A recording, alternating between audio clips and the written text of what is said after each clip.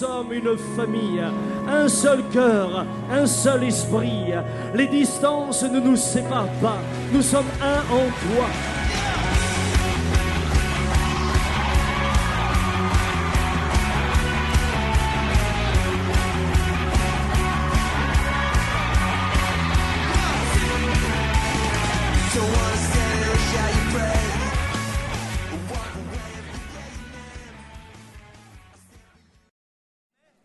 Gloire à Dieu. Nous sommes, donc, comme il a dit à la veille, et ce n'est pas facile, il faut voir ce que le Seigneur veut nous dire. Nous rendons grâce à Dieu pour tout ce que jusqu'à présent il nous a conduit. Et comme il a dit, demain matin, il vaut mieux s'y rendre ici pour la prière, l'imposition des mains et l'onction d'huile. C'est très important. Et comme la Bible le dit, et vous recevrez votre guérison et vous partirez avec votre délivrance. Préparez vos cœurs pour cela, croyez à ce que Dieu dit. Avant de commencer mon message, je voudrais attirer l'attention des gens sur un phénomène qui se développe. Si vous voyez quelqu'un qui vous dit sur Facebook ou Skype que c'est Mamadou Karambiri, ne croyez pas du tout. Il y a trop d'arnaqueurs parce que le ministère grandit et beaucoup de gens utilisent mon nom au Canada, en France, en Afrique. Ils disent c'est Mamadou Karambiri. Je ne Facebook pas et je ne Skype pas. Donc, les gens se sont fait avoir comme cela. Ne vous en faites pas, ce n'est pas moi. Ce n'est pas du tout moi et ça ne m'étonnerait que ce soit moi. Parce que je ne fais pas de Facebook, il y a ça, mais je ne m'en occupe pas, et ni de Skype. Donc si quelqu'un dit c'est Mamadou Karambiri, c'est faux. C'est un arnaqueur. Dites-lui, vous êtes un menteur. Ça, et deuxièmement, je ne demande jamais de l'argent, ni directement, ni par le net. Donc si quelqu'un vous dit, on veut construire une église là, on veut faire quoi, non, ce n'est pas moi. Donc je préfère vous le dire, dites-le aux gens, ce n'est pas moi du tout. Voilà. Que Dieu vous bénisse pour cela. Que le Seigneur vous bénisse. Je sais que certains disent Amen, ils se sont déjà laissés avoir.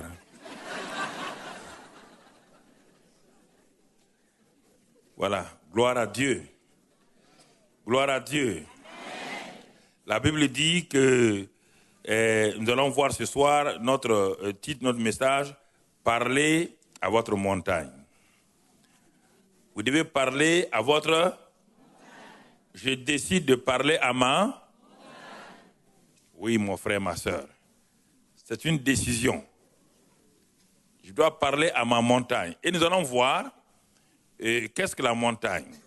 Dans le livre de Josué 14, verset 10, on va voir la première montagne mentionnée dans la Bible, pas comme une montagne, mais je veux dire une montagne face à un homme. Dans Josué 14, Moïse a eu des montagnes sur lesquelles il est monté, mais ce n'est pas de ça que je parle ce soir. Dans Josué 14, verset 10, il est dit là-bas que Caleb est en train de parler à Josué au moment où on doit distribuer les territoires à chaque tribu. Caleb fait partie de la tribu de Juda et il est venu et voilà ce qu'il a dit à Josué. Il dit ceci, maintenant voici, l'Éternel m'a fait vivre, comme il l'a dit, il y a 45 ans que l'Éternel parlait ainsi à Moïse, lorsqu'Israël marchait dans le désert. Et maintenant, voici, je suis âgé aujourd'hui de 85 ans. Je suis encore vigoureux comme au jour où Moïse m'envoya. J'ai autant de force que j'en avais alors, soit pour combattre, soit pour sortir et pour entrer. Verset 12. Donne-moi cette montagne dont l'Éternel a parlé dans ce temps-là, car tu as appris alors qu'il s'y trouve des Anakim et qu'il y a des villes grandes et fortifiées. L'Éternel sera peut-être avec moi et je les chasserai comme l'Éternel l'a dit. La première montagne que nous voulons voir ce soir, que j'appelle la montagne de Caleb.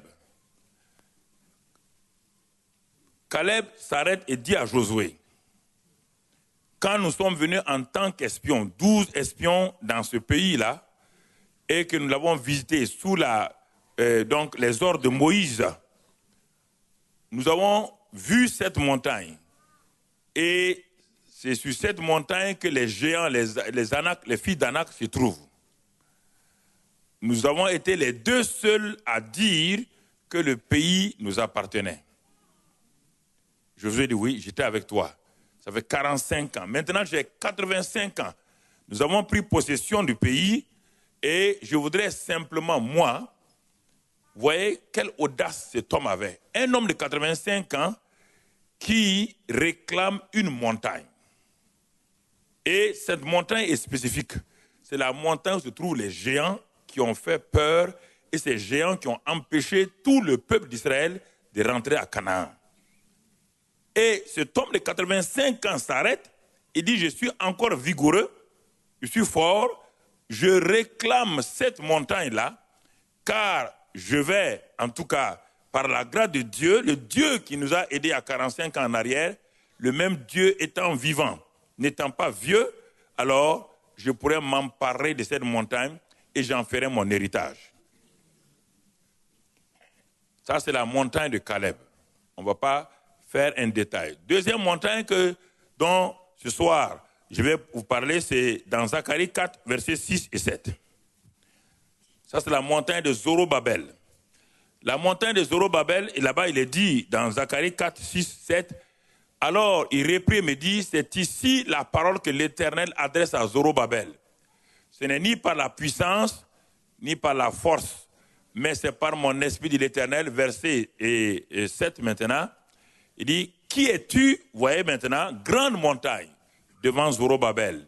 Tu seras aplani, il posera la pierre principale au milieu des acclamations, grâce, grâce pour elle.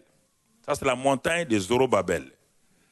La montagne de Caleb, Caleb dit non, je n'ai aucune inquiétude, aucune montagne ne m'effraie. Et ici, Zorobabel dit, il dit, qui es-tu, grande montagne? Il parle à la montagne, tu seras aplani. Tu seras aplani. Troisième montagne que nous allons voir ce soir, donc c'est dans Marc 11, verset 23. C'est la montagne dont Jésus parle comme une figure des difficultés que nous avons. Je vous le dis en vérité, si quelqu'un dit à cette montagne, ôte-toi de là et jette-toi dans la mer, et s'il ne doute point en son cœur, mais croit que ce qu'il dit arrive, il le verra s'accomplir. Donc, nous avons trois cas ici. La montagne de Caleb, la montagne de Zorobabel et la montagne de façon générale dont Jésus parle ici. Il dit cette montagne, une montagne bien définie dans votre vie, une montagne claire, identifiée dans votre vie. Il dit cette montagne, elle est bien connue mais Jésus n'a pas dit le nom. C'est à vous de donner le nom à cette montagne-là. Alors, qu'est-ce que nous voulons ce soir-là voir?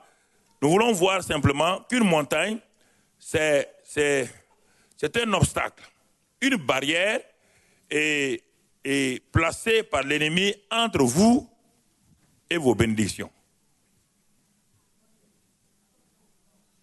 Vos bénédictions sont là, vous-même vous êtes ici, l'ennemi vient placer une montagne, vous empêchant de progresser, vous empêchant de prendre possession de ce que Dieu a déjà prévu, de ce que Dieu a déjà établi pour vous. C'est ça une montagne de façon générale.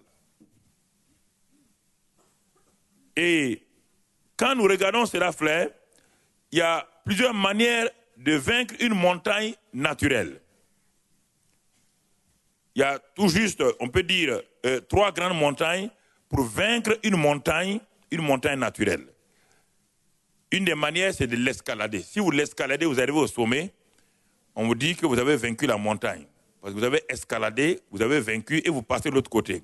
Et ça, c'est pour quelques spécialistes. Deuxième manière de vaincre une montagne, c'est simplement, si possible, de la contourner. Ça prend du temps, mais on la contourne et on va plus loin et on retrouve son chemin. Et troisième manière naturelle que les gens ont trouvée, c'est de vaincre la montagne en creusant un tunnel. Entre l'Italie et la France, ils ont creusé un tunnel, ils ont vaincu la montagne. Ça, c'est sur le plan naturel. Alors, si des hommes sur le plan naturel, s'arrêtent, examinent la montagne qui est devant eux et prennent toutes les précautions pour vaincre cette montagne, pour l'assujettir, sur le plan spirituel, il doit avoir les mêmes solutions. Et c'est important que nous comprenions. Regardez, le monde naturel ne s'arrête pas devant les difficultés. Le monde naturel refuse, et c'est pourquoi le monde avance. Devant les maladies, devant la peste qui ravageait le monde, des hommes se sont arrêtés, ils ont dit nous ne bougerons pas.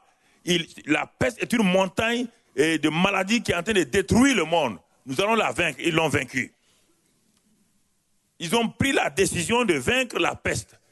Les maladies qui ont envahi le monde, les gens, les hommes naturels, ils ne sont même pas des hommes sur le plan spirituel. Ils ont vaincu les montagnes qui les ont préoccupés. Et notre Seigneur nous parle d'une montagne spirituelle. Zorobabel et Jésus s'accordent pour dire qu'on doit parler à notre montagne. Pourquoi? Ils s'accordent pour dire que nous devons parler à notre montagne. Zorobabel, qui es-tu, grande montagne? Tu seras aplani. Qui es-tu? Zorobabel défie cette montagne-là. Parce qu'on l'avait envoyé, il est du groupe des Esdras, des Josué, ceux qui sont partis pour rebâtir Jérusalem. Et cette montagne s'est placée devant eux. Les adversaires ont tout fait pour que cela... Il dit, mais tu es une montagne, mais tu seras aplani. Qui es-tu pour t'opposer au peuple de Dieu? Qui es-tu pour être sur le chemin du peuple de Dieu? Tu seras aplani. Et Jésus dit, s'il y a une montagne devant vous, frères et sœurs, il dit, parlez à cette montagne. Dites-lui, exercez votre autorité sur cette montagne-là. Et elle se déplacera. Il y a deux choses dont Jésus parle. Pour la foi, il y a la montagne et les sycomores. La montagne, c'est les obstacles devant vous. Les sycomores, ce sont les problèmes enracinés dans votre vie. Là, on les arrache pour les planter ailleurs. Mais ce soir-là, on ne parle pas des sycomores, on va parler des montagnes. Par les sycomores, c'est d'autres genres de problèmes que vous avez. Et ces sycomores-là, ce sont des arbres avec des racines qui se sont implantés dans votre vie, qui ont pris comme un cancer avec des métastases. Ça, c'est les sycomores. Mais la montagne, ça, c'est la force, la puissance que l'ennemi met devant vous pour vous empêcher de progresser.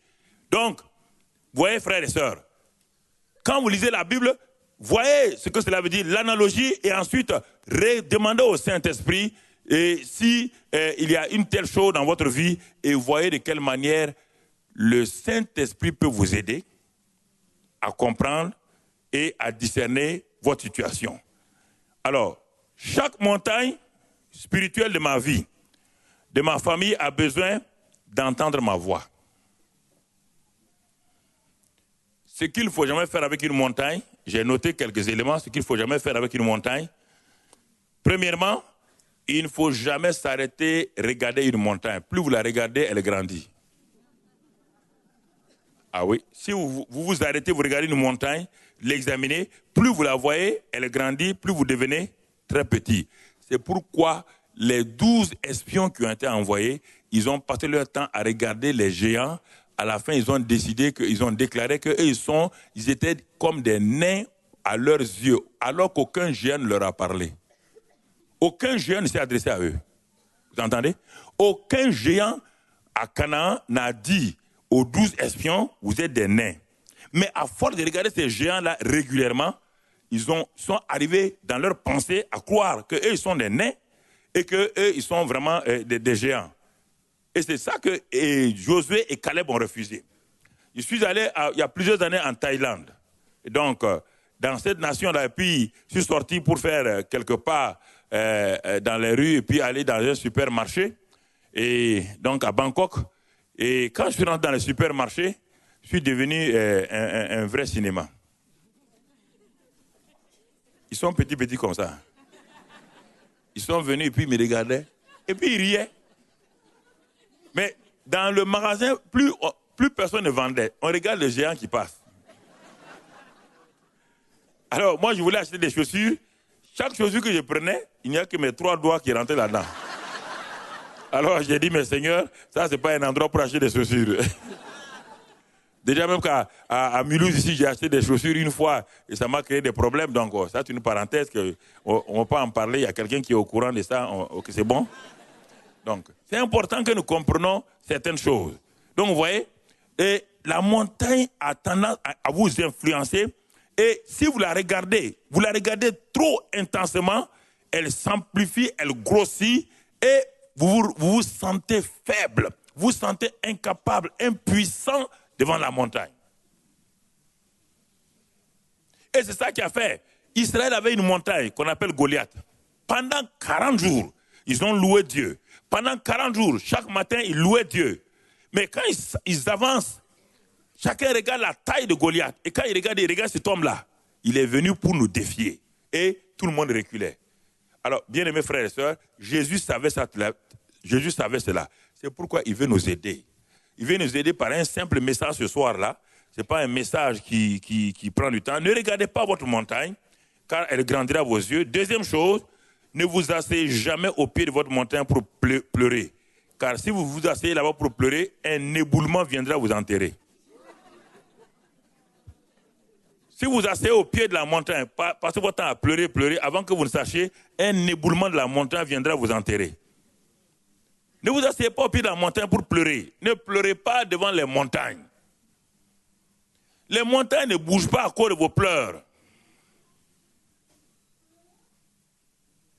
Troisième chose qu'il ne faut pas faire devant une montagne, ne donnez pas d'eau à votre montagne. Si vous donnez d'eau à votre montagne, vous n'aurez plus le courage de l'affronter. Ne donnez pas d'eau à la montagne, jamais.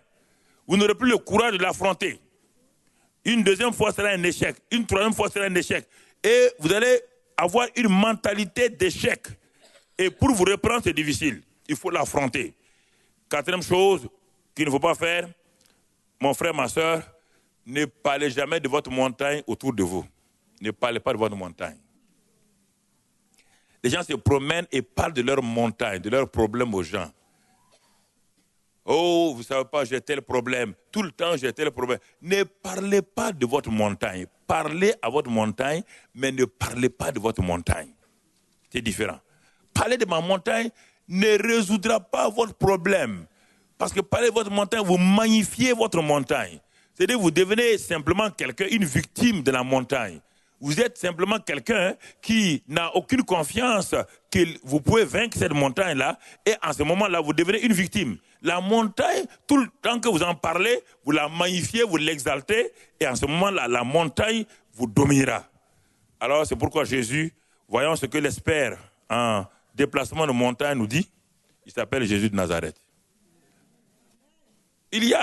Quand vous avez un document, vous avez une entreprise, vous appelez un expert comptable, il vient pour auditer vos comptes, pour voir, pour établir vos bilans et tout. Vous avez des experts géomètres qui sont là. Et ici, Jésus est un expert spécial. Un expert, c'est déjà un homme spécial. Mais je répète ça, ce n'est pas une répétition vaine. C'est un expert qui sait, quand il parle, vous devez l'écouter attentivement. Pourquoi le maître parle-t-il ainsi?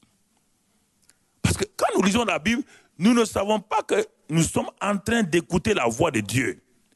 Quand la Bible est fermée, ça veut dire que vous dites à Dieu, Monsieur Dieu, ne me parle pas. C'est ça, frères et sœurs. Quand vous l'ouvrez, ça veut dire que tellement où vous ouvrez votre Bible, vous dites à Dieu, je suis prêt à t'écouter, parle-moi. Et le Saint-Esprit, en ce moment-là, va commencer à illuminer les Écritures. Le Saint-Esprit va commencer à vous donner la révélation des Écritures. C'est pourquoi la plupart des gens qui n'ouvrent jamais la Bible pour leurs problèmes ont des difficultés parce qu'ils ont une mentalité de problème et ils ne se basent pas sur Christ. Vous ne pouvez pas réussir en ne vous appuyant pas sur la parole de Dieu. Il est impossible. Aucun homme ne peut réussir en refusant de s'appuyer sur la parole de Dieu. Alors, lorsque le Seigneur parle, frères et sœurs, lorsque le Seigneur parle, il faut vous arrêter pour savoir de quoi il parle. Et pourquoi il parle. Chaque parole donnée par Jésus est bien pesée. Chaque parole prononcée par le Seigneur a un but. Il vise un but. Et il veut toujours enseigner de façon pratique. Il n'y a aucune parole de la Bible là qui soit donnée pour être donnée. Toute parole a un but. Mais quel est le but que le Seigneur vise? Quelle est la pensée derrière donc cette parole? Et pourquoi il dit cette parole? Frères et sœurs, regardons quelques exemples pour que nous puissions comprendre. Les montagnes sont sous plusieurs formes. Et nous allons voir quelques formes de montagnes auxquelles Jésus a parlé pour habituer ses disciples à savoir comment on affronte les montagnes de la vie quotidienne. Un jour, Jésus, vous le savez, il était dans une barque, il a dit, passons sur l'autre bord. Passons à l'autre bord. Bien-aimés frères et sœurs, vous êtes avec quelqu'un qui n'est ni pêcheur, ni marin, qui rentre dans une pirogue et il vous dit, passons à l'autre bord. Et vous devez avoir ça en tête. Il faut tout le temps avoir en tête la parole de Dieu, frères et sœurs. La parole de Dieu sera tout le temps testée par l'ennemi. Passons à l'autre bord. Donc pour Jésus-Christ, il se trouve déjà à l'autre bord. Pour lui, il n'y a aucun problème. Et les disciples ont entendu cela. Et ils rentrent et ils sont des pêcheurs de poissons. Ils connaissent bien la mer plus que Jésus. Sur le plan naturel. Ils connaissent la mer plus que Jésus. Et dans la pirogue maintenant, dans cette barque-là, au milieu de la barque, une tempête s'est levée pour empêcher la parole du Seigneur de s'accomplir. Et c'est là où souvent les chrétiens, ils sont dans la confusion, ils ont peur. Le Seigneur vous a déjà dit, passons sur l'autre bord. Il dit, passons. Sa parole, il va l'accomplir quoi qu'il advienne. Quoi qu'il advienne, personne ne peut arrêter la parole de Dieu. Aucune tempête ne peut arrêter la parole de Dieu. Et cette barque-là représente votre vie. Jésus est dans votre barque. Votre vie est une barque dans laquelle Jésus se trouve. Jésus vous dit, maintenant que vous avez accepté, vous m'avez accepté dans votre vie, qui est ma barque, nous allons passer maintenant de l'autre côté, nous allons traverser pour qu'à la fin de votre vie, nous entrons de l'autre côté, donc chez le Père. Mais dès que l'ennemi entend ça, il lève des tempêtes contre vous. Mais Jésus vous a dit, sur le chemin de la vie, il est dans votre barque. Votre corps, il est dans votre barque. Il a dit, je suis avec vous, allons de l'autre côté. Mais pourquoi alors, quand une tempête se lève, vous ne vous arrêtez pas pour dire, mais qu'est-ce que le maître a dit? Est-ce que cette parole est toujours valable? Pourquoi vous cherchez d'autres personnes? Le maître a déjà parlé. Il a dit, passons de l'autre côté. Et c'est pourquoi il s'est couché sur la poupe et il s'est endormi. Malgré la tempête, malgré la barque qui était ballottée, Jésus ne s'est pas réveillé. Pour Jésus, sa parole est déjà accomplie. Mais en ce moment-là, qu'est-ce qu'on fait? Comme les disciples, ils ont commencé à compter sur leur capacité naturelle. Mais oui, ce sont des pêcheurs professionnels. Ils sont pêcheurs de père en fils. Ils ont une expérience en pêche. Et ils ont rencontré beaucoup de tempêtes dans leur vie. Alors ils ont dit, mais non, laissons ce jeune homme-là dormir. C'était un maître, c'était un rabbin. Mais en matière de vent, ici, il ne connaît pas. Et ils l'ont laissé, ils ont commencé tout de suite à trouver les moyens pour résister. Ils ont peut-être, s'il y avait le voile, ils ont fait toutes sortes de techniques qu'ils ont apprises dans leur famille. Ils ont utilisé toutes sortes de moyens naturels pour apaiser la tempête. Plus ils essayaient d'équilibrer la barque, plus l'eau rentrait dans la barque. Et à un moment donné, à la fin, ils sont allés. Et parfois c'est ainsi. Quand on est épuisé dans nos mauvaises méthodes, on n'a pas envie d'aller parler bien à Dieu, on l'accuse. Ils sont allés vers lui, ils ont dit, mais ne t'inquiètes-tu pas de ce que nous périssons? Qui était le plus en danger entre eux? Entre les disciples et Jésus, qui était le plus en danger? Non, c'est lui, parce que lui dormait. C'est lui qui dormait. C'est facile pour lui de mourir. Il n'est même pas au courant que la barque est en danger. Et au moins, ils ont les deux yeux ouverts, ils peuvent nager. Mais Jésus est en train de dormir. Et ils disent à Jésus, Comment quelqu'un qui dort peut-il s'inquiéter? Non, mais il y a des choses. Mais je vous pose la question. S'il dort, il fallait le regarder. Ce monsieur nous a dit, passons sur l'autre bord. Nous avons essayé nos techniques de pêche. On n'a pas pu. Nous venons, nous le regardons. Si lui dort, nous aussi on s'assoit, on le regarde. Puisqu'il a dit, passons sur l'autre bord. Il n'a pas dit, frères et sœurs, qu'il n'y aura pas de problème. Il n'a pas dit qu'il n'y aura pas de tempête. Il n'a pas dit qu'il n'y aura pas de difficulté. Il a dit simplement, passons l'autre bord. C'est pourquoi il est avec nous tous les jours jusqu'à la fin du monde. Mais écoutez cette phrase-là. Il dit qu'il est avec nous tous les jours jusqu'à la fin du... La fin du monde n'est pas arrivée. Pourquoi vous inquiétez de quoi? Mais les tempêtes sont là. Mais regardez à Jésus. Il est en vous par le Saint-Esprit. Demeurez, regardez sa présence. Alors quand ils l'ont réveillé, Jésus s'est réveillé, mais qu'est-ce qu'il a dit? Quand nous regardons le verset 39, Jésus, qu'est-ce qu'il va faire? Quand il s'est réveillé, il n'a pas... D'abord, s'étant réveillé, il menaça le vent et dit à la mer.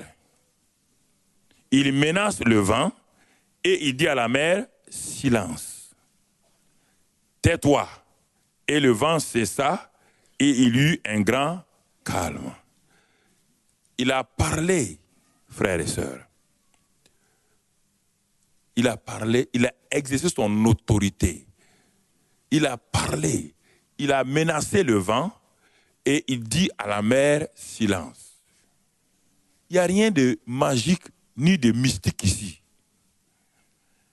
La parole prononcée a une puissance extraordinaire. Mais il faut croire ces choses-là. La première fois que j'ai entendu un témoignage de ce genre, et jusqu'à ce que j'ai vécu, j'ai fait l'expérience, c'est lorsque mon bien-aimé pasteur, M. Blanc, quand ils étaient au Maroc, comme il faisait la météo là-bas, il a commencé à évangéliser. Et un jour, ils étaient en train d'évangéliser, et la pluie, et les Marocains étaient venus pour l'écouter, et la pluie était en train d'entourer tout l'endroit où il devait prêcher. La pluie était là, et les gens disaient, ah, on va partir parce qu'il y a la pluie. Les gens partaient. Il a dit non, de s'arrêter. Il a levé sa main, et il a parlé. Et là, au grand étonnement des Marocains, ils ont vu les nuages s'en aller, et la quiétude est venue. Vous savez, quand on vous dit ça, votre tête n'arrive pas à appréhender ces choses-là, parce que vous essayez de raisonner. Comment des nuages peuvent s'écarter à la parole d'un homme? Vous posez des questions. Jusqu'au jour où je suis allé à une croisade d'évangélisation dans la seconde ville du pays, à Bobo de Lasso.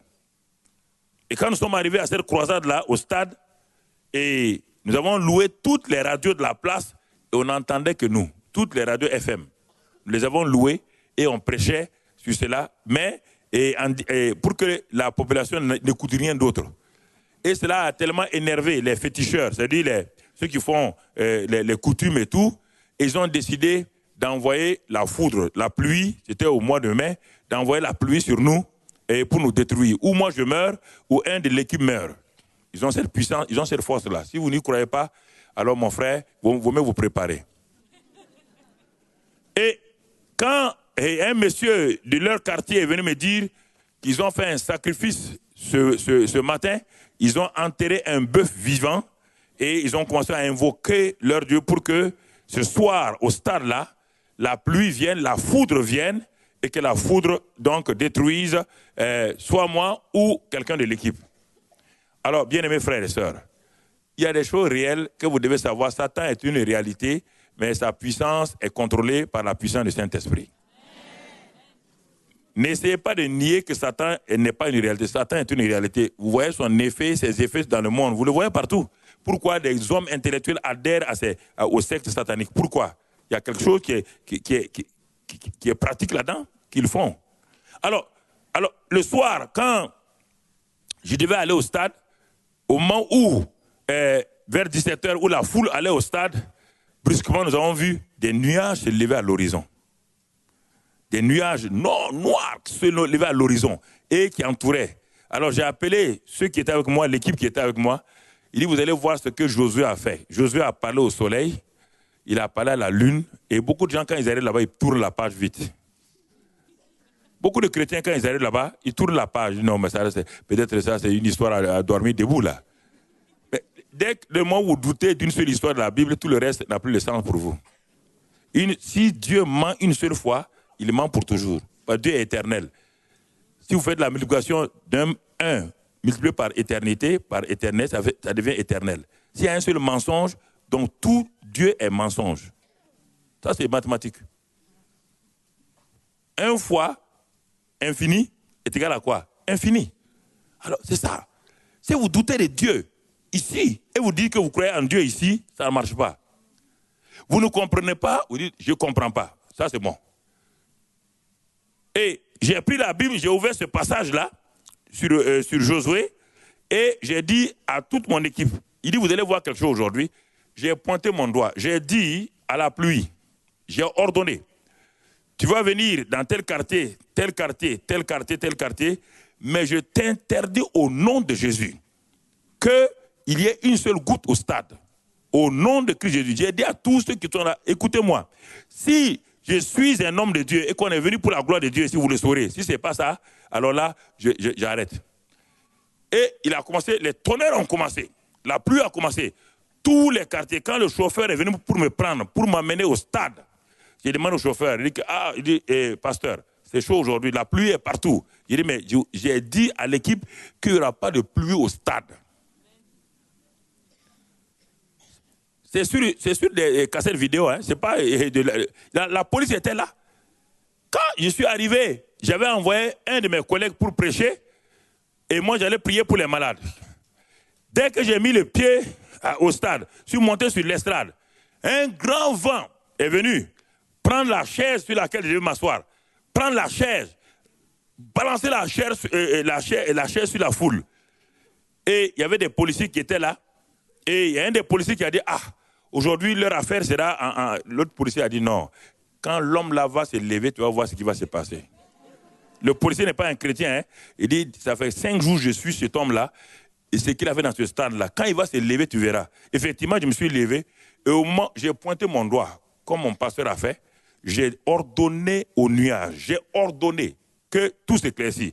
Et là, devant tout le monde, en un clin d'œil, on a vu les nuages partir d'un seul coup.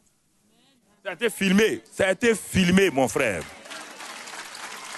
Et ce soir-là, il y a un pasteur qui est venu, il ne croit pas au miracle. Un pasteur qui ne croit pas au miracle, il est venu, et sa sœur était paralytique avec des béquilles. Il est venu la déposer à la porte du stade. Il a dit, mais Karambiri, Mamadou, là, il trompe les gens. Dieu ne fait plus de miracle aujourd'hui. Il a déposé sa sœur et puis il est parti à la maison. Il dit, bon, après tu prends le taxi, tu te débrouilles à tes béquilles, tu viens. La première personne à être guérie, c'est cette dame-là. Elle s'est levée devant tout le monde et elle a commencé à marcher sans béquilles. Et quand elle est arrivée, son frère était directeur d'école biblique. Toute sa théologie a changé. Toute sa théologie a changé. Frère, il faut savoir parler à vos montagnes. Ne vous effrayez pas des circonstances, des situations qui sont autour de vous. Quand le Seigneur a parlé, appuyez-vous sur ce qu'il a dit. N'essayez pas de faire autre chose. Vous ne pouvez pas faire autre chose. C'est sa puissance, son autorité. C'est ça qui prévaut. C'est ça qui prévaut, frère. S'il n'y a pas ça, c'est tout un problème pour vous. Vous allez essayer de faire ça, mais ça ne passera pas. Donc, Jésus s'est levé, il a parlé, il a menacé la mer, il a parlé au vent, et tout s'est calmé. Et les disciples étaient étonnés. Il dit, qui est celui-ci à qui même les vents et la mer obéissent? Qui est celui-ci? Ils n'ont pas découvert encore la réalité de Jésus. Et beaucoup de chrétiens croient en Jésus, mais n'ont pas découvert qui il est. Ils ne le connaissent pas dans sa dimension de maître des choses. Ils ne le connaissent pas ils le connaissent comme un sauveur. Un simple sauveur qui les a sauvés et ils vont se débrouiller pour aller au ciel. Non. Les disciples étaient avec Jésus. Mais ils marchaient, ils l'appelaient maître. Mais en réalité, ils ne le connaissaient pas. C'était un langage pieux. Ils ne le connaissaient pas. Mais quand il a fait ce miracle-là, ils ont dit, mais qui est celui-ci à qui même les vents et les tempêtes obéissent? Qui est celui-ci? On apprend à connaître le Seigneur d'abord à travers sa parole et à travers les actes de miracles qu'il opère. Plus vous allez voir les miracles dans votre vie, les signes, plus votre confiance en lui s'affermit. Plus vous restez ferme que celui qui a fait des miracles hier, il les fait encore aujourd'hui, puisqu'il n'a pas changé. Mais tant qu'il n'y a pas le miraculeux, le doute et l'incrédulité s'installent en vous. Chaque fois que vous voulez opérer, mais Satan vous dira, mais tu veux opérer comment? Tu n'as jamais vu un miracle. Tu n'as jamais vu Dieu faire un miracle dans ta vie. Comment tu vas faire? Qu'est-ce que tu vas faire? Deuxième élément, et c'est dans Jean 11, 43-44. Le cas de Lazare. Vous savez, Jésus a guéri l'enfant de la veuve a ressuscité l'enfant de la veuve de Naïn. Sûrement les gens de l'époque, les scribes ont dit non. Sûrement cet enfant devait être évanoui il n'y a pas longtemps, ou bien il est mort il n'y a pas longtemps. C'est une mort fraîche. C'est facile d'être ressuscité. Jésus n'a rien dit. Deuxième résurrection, c'est la fille de Jairus. Il est allé dans la maison de Jairus, il est arrivé là-bas, et les gens pleuraient. Quand il a dit que l'enfant dort, les gens sont moqués de lui. Cette fois-ci, les gens ont dit non, l'enfant est bel et bien mort. Ah, il dit bon, donc cette fois-ci, l'enfant est mort, il n'est pas évanoui, on dit non, il est mort. Là encore, il a dit Talita Koumi, l'enfant s'est levé. Bon, là, ça ne les a pas convaincus. Maintenant, troisième témoignage de Jésus, on vient dire à Jésus que son ami Lazare est mort. Il dit bon, très bien, cette fois-ci, je n'irai pas trop vite, ni trop tôt, parce que si je m'en vais trop tôt, ils vont dire encore qu'on a fait une combine avec Lazare et que Lazare s'est évanoui, je suis venu le réveiller. Il a attendu jusqu'à ce que Lazare pourrisse. Cette fois-ci, personne ne peut dire le contraire. Lazare est pourri, oui ou non? Ses sœurs ont dit quoi? Il sent. Donc, ses sœurs ont senti l'odeur de qui? Lazare. Et quand il a dit d'ouvrir, de rouler la pierre, tout le monde a dit quoi? Il sent déjà. Oui ou non? Ah, j'ai dit, bon, cette fois-ci, c'est bien. Donc, vous êtes sûr, il est mort, hein? On dit, il est mort. Il est mort, on dit, oui, il est mort. Cette fois-ci-là, il est mort. Ça, c'est sûr, hein? Il est mort puisqu'il sent. J'ai dit, ok, très bien. C'est pourquoi j'ai attendu 4 jours. Il dit, mais qu'est-ce que tu veux faire? Que veux-tu faire? Il dit, ça ne vous regarde pas. Je vais parler aux morts. Il dit, ah bon? Tu parles aux morts? C'est une nouvelle doctrine, hein? On ne parle pas aux morts. La Bible interdit que les vivants ne parlent pas aux morts. Il dit, non, tu ne veux pas dialoguer avec Lazare. Je vais parler à Lazare. Je ne parle pas à la mort, je parle à Lazare. Parce que si je dis, mort, sort, tout le cimetière va se réveiller. Oui ou non? Tout le cimetière va se réveiller. Tout le cimetière va se réveiller. C'est pourquoi il y avait beaucoup de tombeaux. Si il disait mort, sortez, c'est terrible, hein? Il y allait avoir un cafouillis au cimetière. Et tout le monde allait fuir. Jésus s'arrête. Il dit, le mort qui nous intéresse ici, c'est qui? C'est Lazare. Sa sœur dit non, Seigneur, bon, c'est très bon, c'est déjà bien, il ira au paradis. Non. Il s'arrête, il élève la voix et dit, Lazare, sort. Est-ce qu'il a parlé à la mort? Il a parlé à qui? Mais en parlant à Lazare, la mort a compris, non? La mort a compris, oui ou non? La mort a compris. Il a lâché Lazare. Lazare est sorti. Maintenant, il dit, vous qui l'avez lié là, déliez-le maintenant. Est-ce que vous comprenez ce que je veux dire ce soir-là? Je veux que vous compreniez, ce n'est pas des choses magiques ou bizarres. Hein? Alors, je vais compléter l'histoire de Lazare avec la mort de Jésus. Quand Jésus est mort et que son corps a été mis dans le tombeau de Joseph d'Arimathée, ça c'est son corps. Il a remis son esprit à qui? Son âme est partie où? C'est le jour des morts. C'est dans la Bible, hein? Ok, très bien. Quand Satan a cru que Jésus était prisonnier, il l'a amené là-bas. Satan a fait un bal populaire.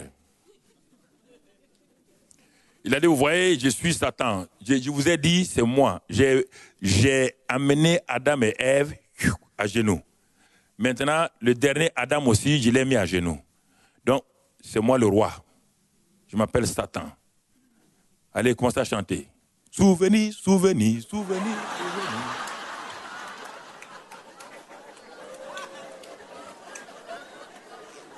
Oui. Chantez. Et tout l'enfer était là. Et oui. C'était notre temps, c'était notre temps.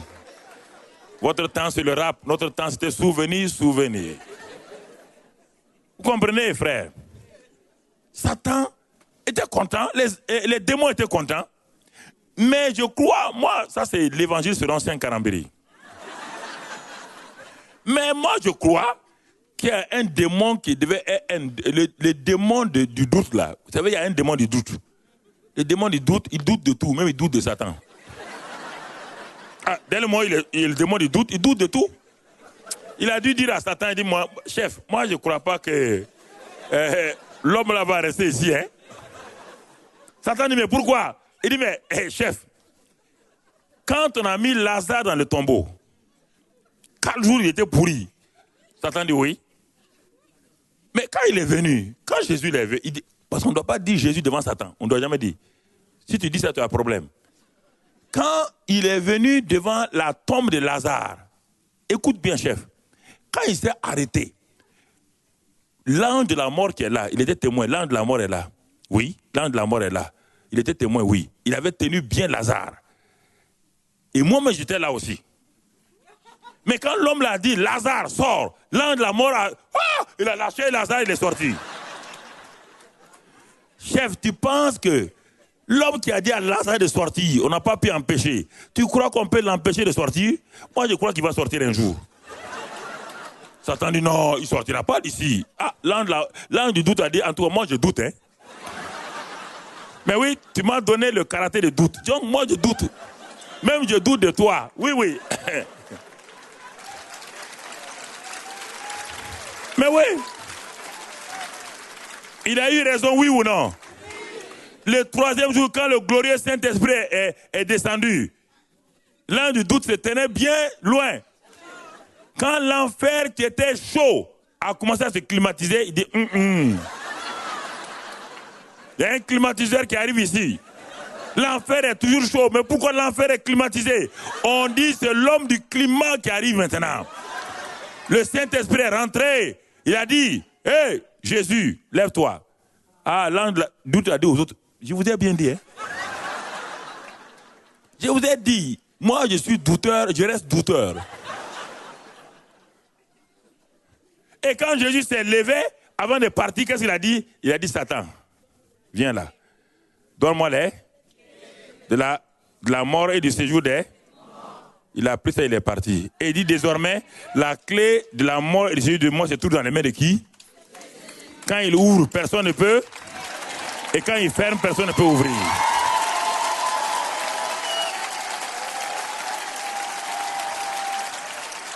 Vous comprenez, frère? C'est très fort. Très fort. Parce que souvent, nous ne regardons pas la Bible. Et c'est pourquoi nous avons des problèmes. Nous passons rapidement, nous lisons, nous voulons analyser. 3e exemple, c'est la belle-mère de Pierre. Quand il est arrivé, on dit que la belle-mère de Pierre est malade. Elle n'a pas pu faire le repas. Jésus dit, ah bon? Il a toujours saisi la main, il a menacé la fièvre. Il a dit à la fièvre de partir, la fièvre est partie.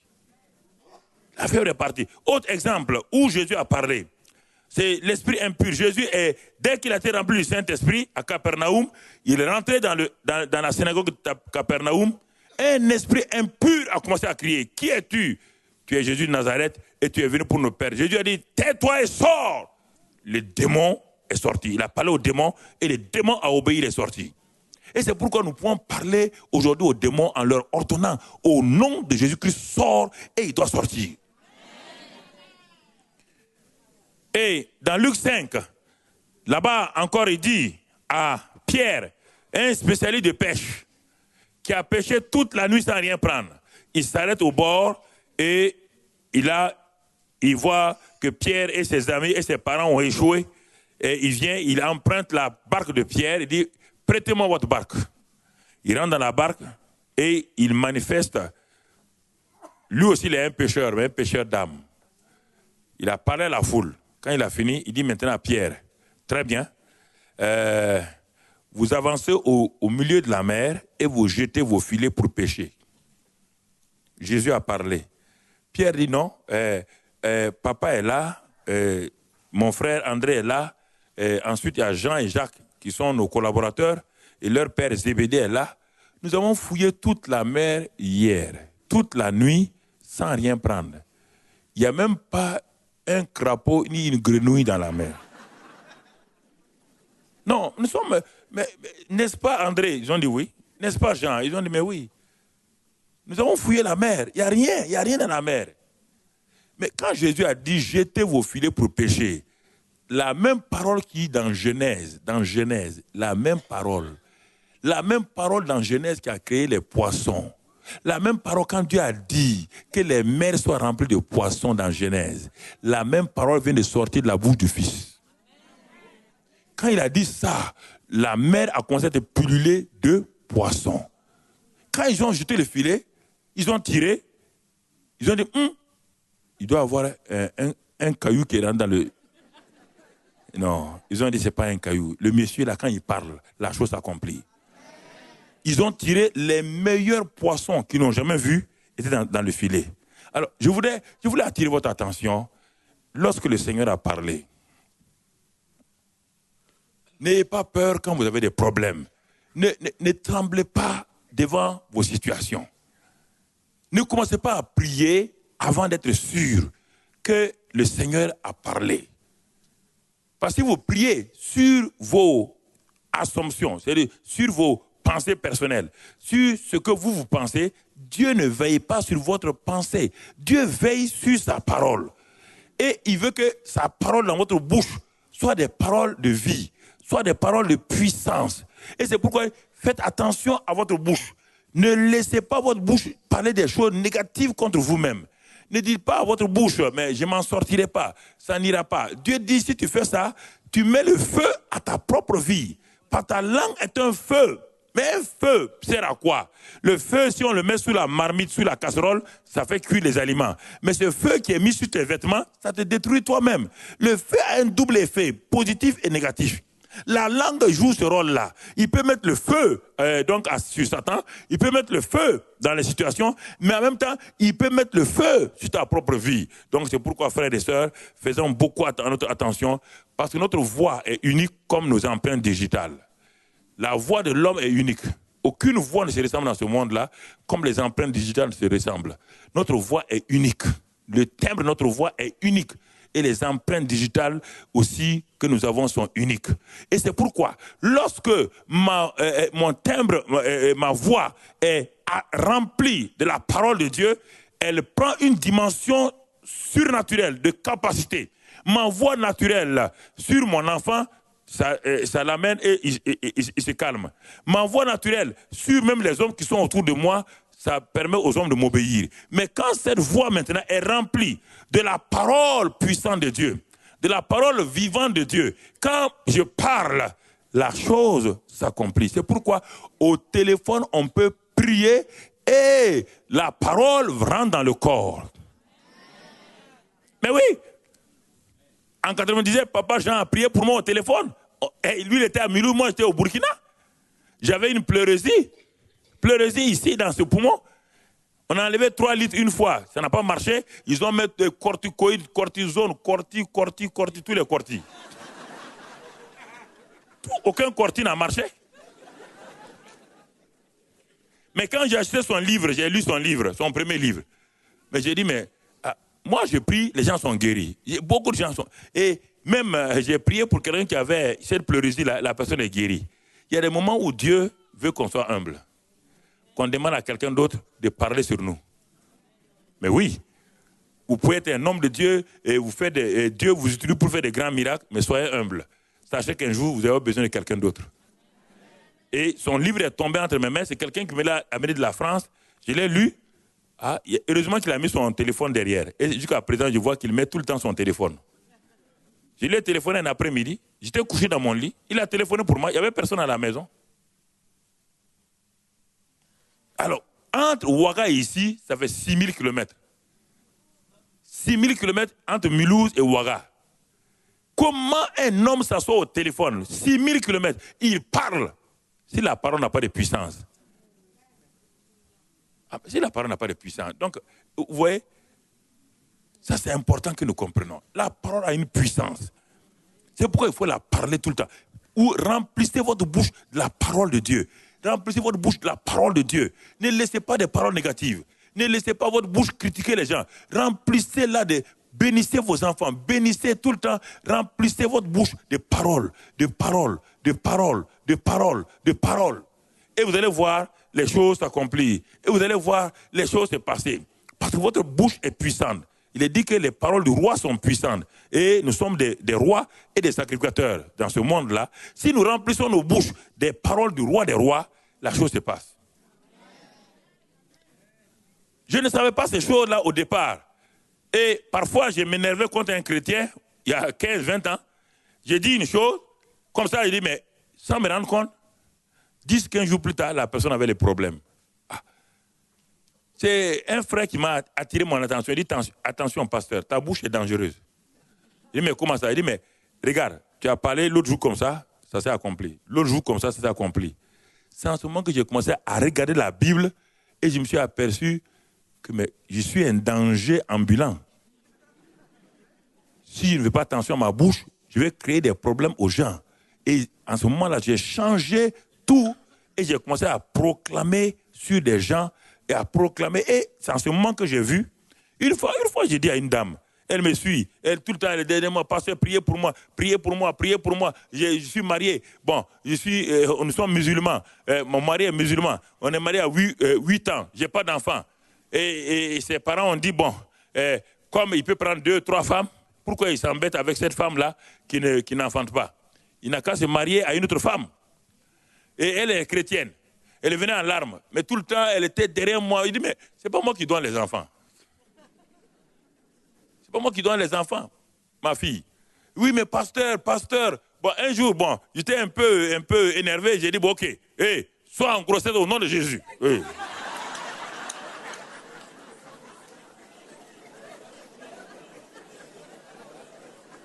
Et puis, la pauvre femme a dit, Amen. Moi-même, j'étais étonné, j'ai dit, ah bon? Moi, je me suis débarrassé de toi, toi, dis Amen. Quelque temps plus tard, elle vient du pasteur, je suis en grossesse, je dis, ah bon? Alléluia, alléluia, alléluia, alléluia, ouais. Une fois, j'étais au pas de Calais, comment ça s'appelle? Hein? Non, Xavier. Lens. À Lens. On venait de finir la réunion, il y a un couple qui est venu de Reims. Tout juste quand on finissait la réunion, je sortais, j'étais fatigué. J'avais mis mon manteau sur moi et je partais. Ils ont couru, ils ont dit, pasteur, priez pour nous, on vient d'arriver de Reims. On nous a dit que, il dit, mais frère, je suis tellement fatigué. Mais ils ont dit, ma femme a dit non, il faut prier. Ah, il faut prier. Ah, ok. Bon. Il faut prier. Donc, mais j'ai posé ma main comme ça négligemment. J'ai dit, Seigneur. Il dit, mais qu'est-ce que vous avez? Il dit, non, on est arrivé en France ici. C'est un couple gabonais, je crois. On est arrivé en France ici. On travaille, on a eu un bon travail. On s'est marié, mais il n'y a pas d'enfant. Et les docteurs ont dit que ma femme ne peut pas concevoir parce que les trompes ont des problèmes et tout. Ah. Alors, qu'est-ce que j'ai fait? Je n'ai pas essayé d'écouter. J'ai posé ma main dessus et dit, au nom de Christ Jésus, Seigneur, maintenant que ces trompes fonctionnent, tu as ouvert la main rouge, tu as asséché la main rouge, que les trompes s'ouvrent maintenant. Et j'ai dit merci. Et quand je voulais partir, Dieu a de l'humour. Quand je voulais partir, Dieu dit, mais donne-lui ta carte de visite. Alors j'ai pris ma carte, j'ai dit, madame, tenez ça. C'était au mois de mai. Au mois de juillet, je devais venir à Gagnères pour prêcher à Gagnères. Avant de quitter, je reçois une petite carte qui vient de la France. Je l'ai déposée, mais le Saint-Esprit dit, ouvre pour voir. J'ouvre pour voir. La dame me dit, pasteur, avec son mari, c'est étonnant. Les docteurs sont étonnés. Je suis en grossesse. Il dit, alléluia, alléluia. Dieu m'a dit, ah bon, quand tu priais pour elle, tu n'as pas dit alléluia. C'est comme ça, vous, avec les hommes de Dieu, c'est comme ça toujours. Vous êtes tout le temps en train, quand ça va maintenant, vous prenez de la gloire sur vous. Mais c'est à ce moment que je me suis aperçu que les paroles que nous prononçons sont très, très importantes. Et maintenant, je fais attention. Je fais attention. Alors, frères et sœurs, on ne va pas aller loin. Ce soir, c'était un simple message que je voulais partager avec vous et pour vous dire que si vous prenez ces choses, et je vais prier et simplement maintenant, prier et proclamer. Nous allons prier pour un frère qui est à Toulouse actuellement et qui a un problème de cœur et qui est dans une situation assez difficile. Et son cœur, ils sont en train de chercher un autre cœur pour mettre dans cet homme-là.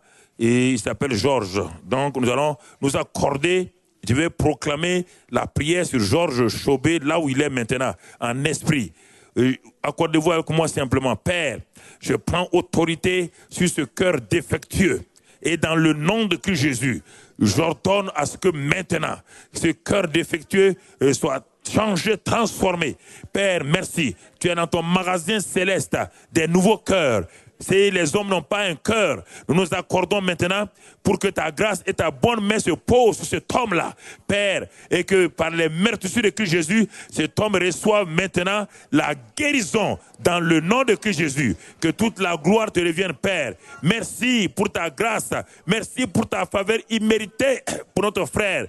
Maintenant, Père, nous avons prié ce soir au nom de Christ Jésus. Amen. Restons dans cet esprit. Vous êtes venus ce soir ici, je parle maintenant des gens, et ceux qui sont aussi à l'internet. Donc, vous êtes venus ce soir ici avec une prostate. C'est-à-dire qu'on a découvert que vous avez un problème de prostate avec la dimension n'est pas encore, les grosseurs ne sont pas exagérées et ce n'est pas cancéreux. Mais cette prostate vous crée des problèmes la nuit. Vous vous réveillez plusieurs fois pour aller aux toilettes. Si vous croyez ce soir que la parole de Dieu est puissante pour vous guérir, vous mettez votre main sur votre bas-ventre. Et je dis maintenant au nom de Christ Jésus, je commande à cette prostate-là maintenant, je commande que cela se réduise et que cela prenne la forme normale et que cet homme maintenant ne soit plus soumis à des sorties répétées nocturnes pour aller aux toilettes. Recevez la grâce de guérison dans votre corps, que cette prostate soit réduite à la taille normale au nom de Christ Jésus. Vous êtes venus ce soir ici et vous êtes devant votre écran. Il y a une femme, vous avez plus d'une soixantaine d'années et vous avez ce qu'on appelle une descente d'organes. Une descente d'organes, et vous savez ce que c'est. Donc, madame, mettez votre main sur votre bas-ventre maintenant. Je vais prier.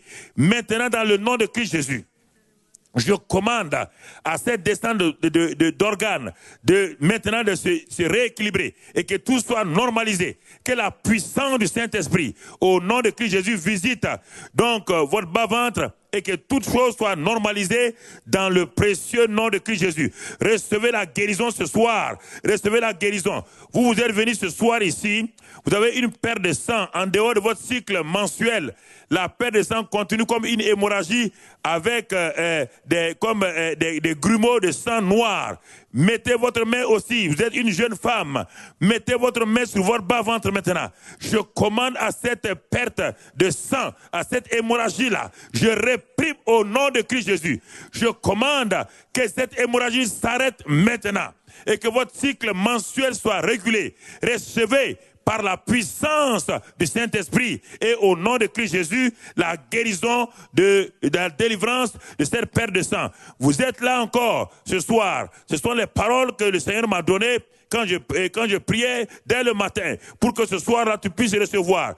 Vous êtes venus et vous étouffez. Quand vous couchez sur votre dos, vous étouffez. Et apparemment, il n'y a pas de problème d'asthme.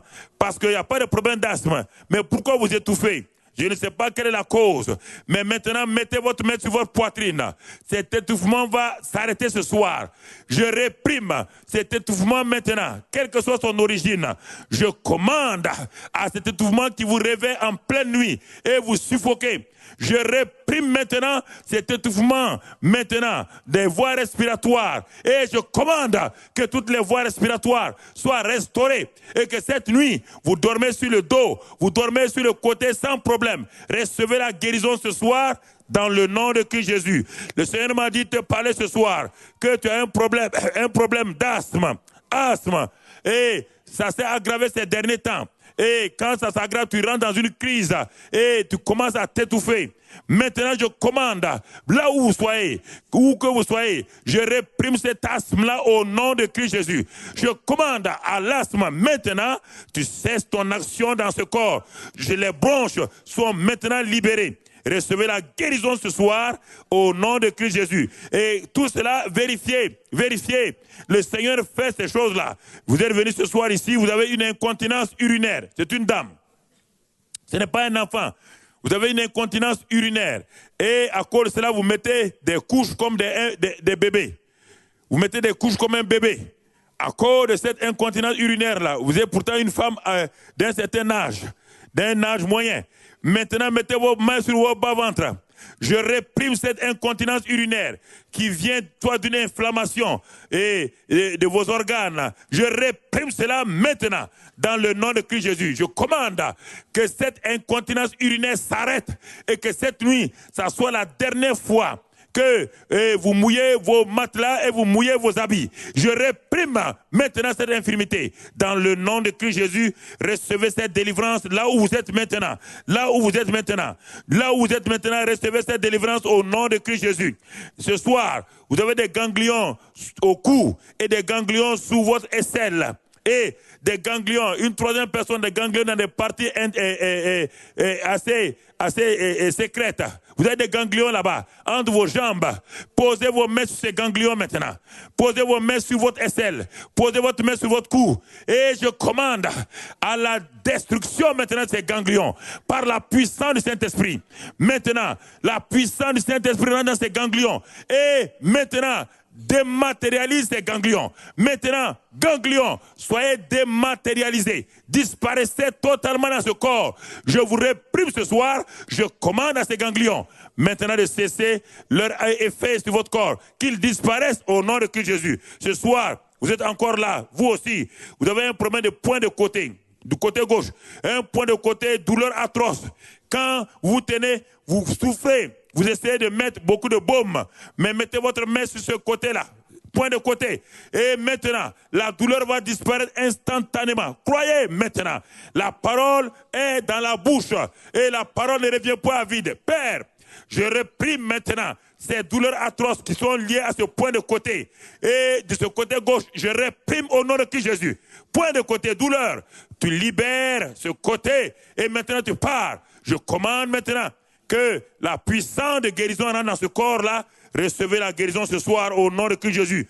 Vous êtes une femme, vous avez des problèmes de thyroïde. On envisage d'opérer.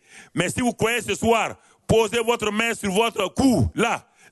Et vous allez croire, maintenant vous allez voir, la puissance de Dieu agit dans votre corps. Mettez vos mains sur vos thyroïdes. Ils imposeront les mains aux malades. Je réprime ces thyroïdes maintenant. Et je commande que ce déséquilibre de thyroïde parte maintenant et que cela ne joue pas sur votre corps.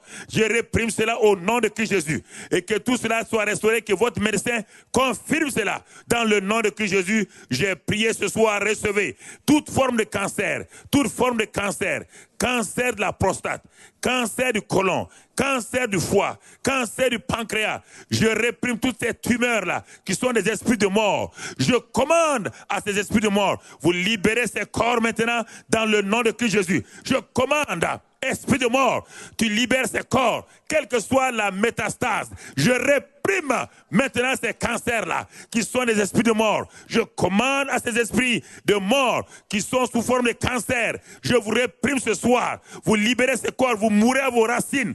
Je commande aux métastases de totalement revenir, de mourir. Et que maintenant, la puissance de guérison de Christ rentre dans vos corps. Dans vos corps, recevez cela au nom de Christ Jésus. Recevez ces choses-là au nom de Christ Jésus. Maintenant, toute autre maladie dont le nom n'a pas été cité, mettez vos mains sur vos corps. Toute autre maladie, que vous soyez à Internet, que vous soyez ici, mettez votre main si la maladie n'a pas, le nom n'a pas été donné ici. Ça, c'est les paroles que j'ai reçues. Maintenant, il est possible aussi de prier pour toute autre maladie. Posez vos mains sur vos corps. Posez même si votre enfant n'est pas là. Si l'enfant est à la maison, posez les mains sur la partie où l'enfant souffre. Si votre mari n'est pas ici, posez la main sur la partie où votre mari souffre. Au nom de Christ Jésus. Père excellent, je te remercie ce soir-là, dans le nom de Christ Jésus. Il n'y a point de distance en esprit. Je réprime maintenant esprit d'infirmité qui affecte ses maris, ses femmes, ses enfants et ses parents qui sont là. Je réprime toutes ces maladies-là. Je commande au glaucome. Maintenant, madame, on doit vous opérer de glaucome. La pression des yeux est devenue trop forte et le glaucome. Maintenant, recevez la guérison. Je commande à ce glaucome de partir maintenant. Recevez. Vous avez des problèmes au niveau. Je vois un enfant qui a des problèmes d'otite, au niveau des oreilles. Mettez les mains sur les oreilles si vous êtes à côté de l'enfant. Je commande maintenant que cette otite parte au nom de Christ Jésus et que cet enfant reçoive la guérison totale. Maintenant, au nom de Christ Jésus, toutes les brûlures d'estomac, toutes les ulcères, toutes les maladies de sang, les maladies des arthroses dévalorisantes, les rhumatismes, je réprime cela au nom de Christ Jésus. Je commande aux hémorroïdes, partez maintenant, aux douleurs rhumatismales, dans les genoux, arthrose. Vous êtes une femme d'une cinquantaine d'années. Il y a des bleus sur vos jambes, je vois vos deux jambes. Il y a des veines, des bleus. Quand vous levez le matin, vous asseyez au bord du lit. Maintenant, pour vous lever, il faut 5 minutes. À partir de ce soir-là, vos genoux sont guéris et la lourdeur des marches est partie. Recevez cette guérison ce soir au nom de Christ Jésus. Que les malades reçoivent la guérison maintenant au nom de Christ Jésus. Recevez la guérison au nom de Christ Jésus. Que les esprits de mort, les esprits de trouble partent maintenant au nom de Christ Jésus. Recevez la délivrance au nom de Christ Jésus. Recevez la délivrance au nom de Christ Jésus. Recevez la délivrance au nom de Christ Jésus. Levez vos mains et remerciez le Seigneur. Levez vos mains et remerciez le Seigneur. Levez vos mains et remerciez le Seigneur. Remercions le Seigneur. Remercions le Seigneur. Remercions le Seigneur. Remercions le Seigneur. Remercions le Seigneur pour sa bonté et son amour. Remercions le Seigneur. Remercions le Seigneur. Remercions le Seigneur. Sois béni et sois loué, Père, pour ta grâce et ta fidélité. Au nom de Christ Jésus, nous avons prié. Amen.